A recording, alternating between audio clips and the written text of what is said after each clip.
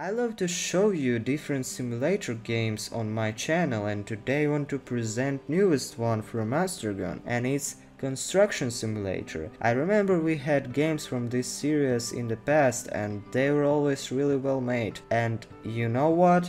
Newest one doesn't disappoint at all. Let's press like button together and let's go. Construction Simulator offers a wide variety of heavy machinery to control, from humble gravel compactors to towering cranes. There's a lot of different tools for the job included here. That said, it's relatively easy to handle them all, and the seams mechanics can be best described as semi-realistic. When you start up the game, best option is to dive into the main game, and a lovely introduction to the game is ahead of you. Choosing between one of two maps, you can either choose a European or American town to work in. You'll have to complete contracts to gain money, buy machines and to build your construction company. How you get there is entirely up to you. The tutorial takes you through the large number of different vehicles, guided by your boss. Hey, all the way from repairing a broken drainage pipe to delivering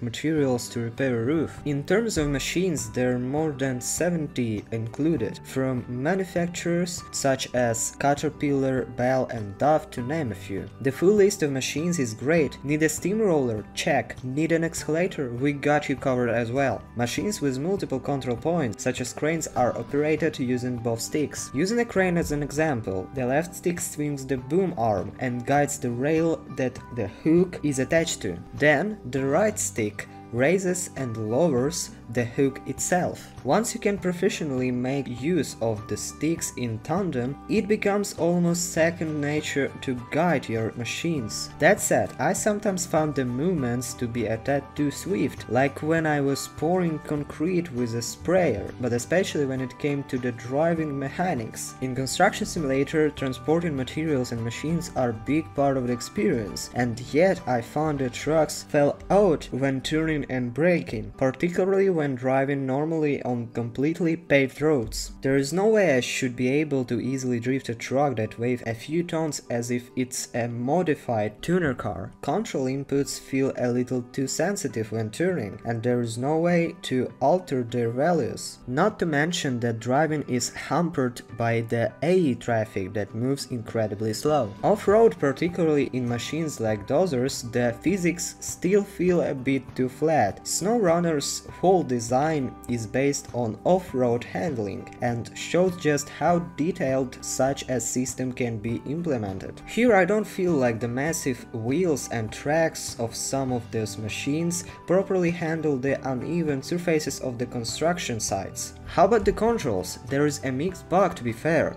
As you would expect, when controlling the machinery you are going to have multiple different inputs, but I wholly recommend playing this on the controller, purely because the thumbsticks are incredibly more suitable to the controls of the big machines. For example, controlling an excavator, you position yourself where you need to be, enter the alternative mode and then use the thumbsticks to maneuver the basket and boom arm into positions. Simple enough. However, there will be a large number of times when you will either get your basket stuck or simply press the wrong input. It's okay though, because a quick press of the X button on an Xbox controller and you are given the option to reset your machine, instantly saving your brushes. I didn't realize this at first, and it took me around 15 minutes to dig a simple hole and get rid of some dirt. Remember, reset. So once you have got used to the different machines, you then start taking on contracts. These all have a different level of construction phases. Essentially, one phase may well be taking away a broken item, disposing of it, and then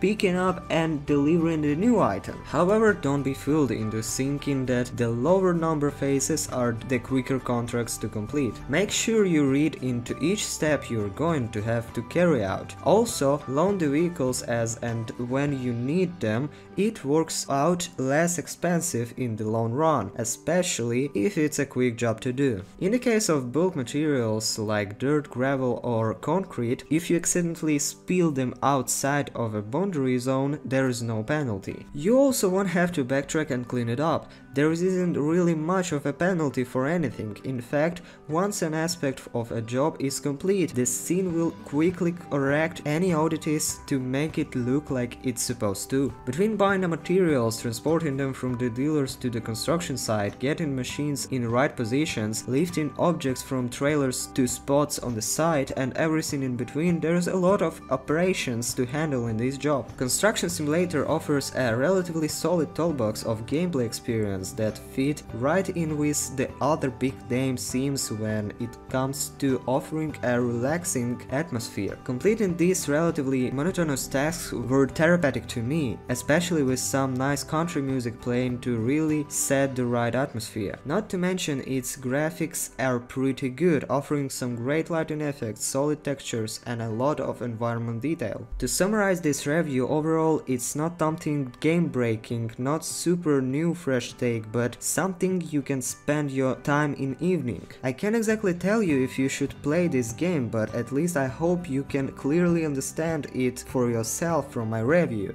Ciao!